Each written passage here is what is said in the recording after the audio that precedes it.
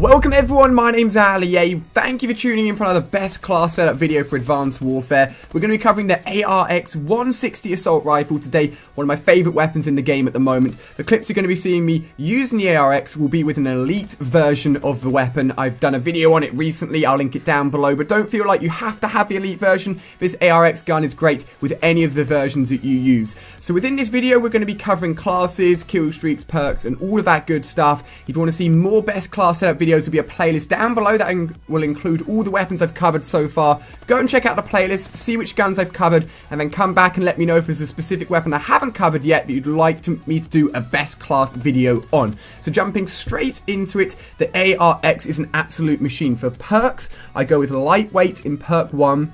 This just keeps you agile and moving around as quickly as possible. If you're quicker and moving quicker, you're going to be a harder target to hit. That's why I like to go with that. Second up, I've got peripherals. This is going to increase your minimap from a small square to a wider rectangle. I literally always have this in all of my classes. It's very, very useful. That minimap is very important. And then next up, I've got scavenger and blast suppressor. Again, within perk 3. The perks are pretty repetitive within these best class setup videos, and I try and mix it up. I don't like to give the same sort of loadouts all the time, but these work really, really well, trust me.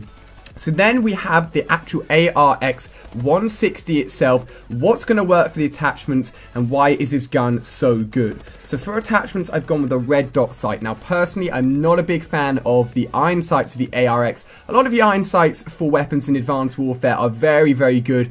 But for this one, there's a lot of actual weaponry sort of covering what you're looking at. And as a result, I find it hard sometimes to actually look at targets and lock on effectively. But with the red dot, this thing just absolutely melts. And partnering this as well with the foregrip means this thing is pretty much like a laser beam. It has very, very little recoil. And if you are deadly accurate and are really in the zone, you can just melt people at all ranges, and it feels amazing when you're getting your shots on target with this gun and hitting that trigger as fast as you can. It is a burst fire weapon, you've got to be aware of that, but once you get into the rhythm of shooting this gun repetitively over and over, you can shoot it very, very fast, and it almost feels like an automatic weapon, which is fantastic. And then finally, I have gone for stock, which means I've had to use a wild card here, which means I can have 3 attachments on my primary weapon, which is typically what I do. And stock, you guys know how this works. This is going to allow you to actually have better movement while aiming down sight with the assault rifle, which is very important. You're going to be coming up against users that are using submachine guns, that are using quicker weapons that allow them to aim down sight and still be agile. And if you're an assault rifle player that's stuck aiming down sights, not being able to strafe very much, it's going to suck. Now, I also use strafing as an aiming, basically just as a way of aiming at longer ranges. I won't actually move my aim stick. I'll literally just aim down sight and strafe left to right while shooting, and stock again can help with that. I mean, you're agile and still moving around while shooting at people at all ranges, so trust me, it works very, very well, my friends. So that's covered the attachments, it's covered the perks. Let's jump into the kill streaks. Now the kill streaks are an interesting one.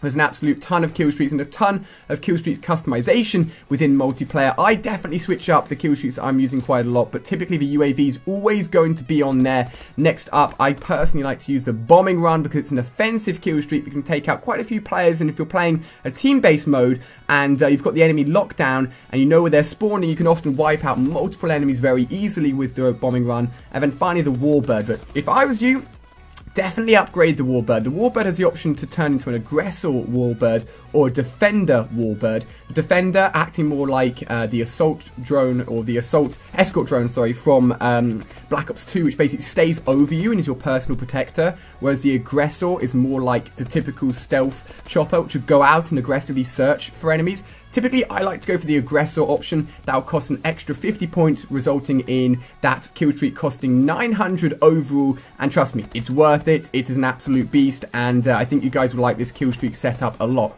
So that's going to round up this class. Honestly, guys, give it a go. It's an absolute beast. Tons of you guys have been tweeting me, letting me know that you got the elite version of the ARX in your supply drops, but don't worry, just use any version. Get these attachments unlocked as quickly as you can, which is probably the hardest thing to do. And once you've got these attachments, you'll start melting people, and you'll have a fantastic class to use. Thank you so much for watching, guys. Let me know which gun you want me to cover next. Check out that playlist so you haven't missed out on any of the other episodes. And on the screen here, you can check out more of my recent videos.